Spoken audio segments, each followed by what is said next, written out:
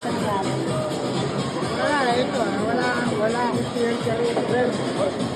Gino mo, mga preso, wala pang nauhulog. Mahulog man ko. Kasi sa business na din dito, hindi nang natin.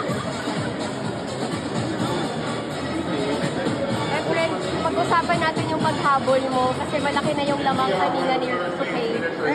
Kaya ako nakahabol dahil nagsasabray dito. Dito muli. At saka maganda rin naman ang tira ko. Okay naman. Kaya lang, siyempre, sa break, pag wala kang break, may manalo. Ano yung rating mo sa buong performance mo dito sa WNT Legends na? Dito ang performance ko dito, alas siyerte. Lahat ng mga kalaban ko, magaling. At saka, kinakampiyan sila ng bola. Sir Efrain, umaasa po ba kayo na magkaroon pa ulit ng ganitong last in tournament featuring yung mga legends natin dito sa ating bansa? Hindi ko alam kung mayroon pa na ganito. Siyempre, lahat ng mga legend natin, mga nawala na. Kami na lang natitira siguro. Paano manalo? Inabangan tayo ng Philippine fans.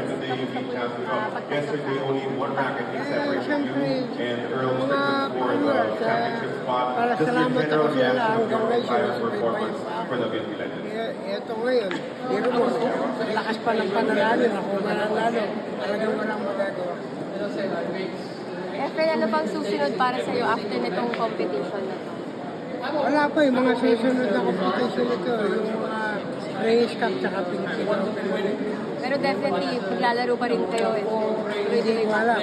Race cup, hindi ako maglalaro. Philippine Open, hindi rin. Pwede ako maglaro, yung mga ganito lang. Sir Efrain, meron po ba yung target age kung kailan talagang yung you will say na hindi na po Wala, kayo? hindi ko alam. Habang pwede pa, maglalaro pa ako. But the Kaiser still definitely have it won.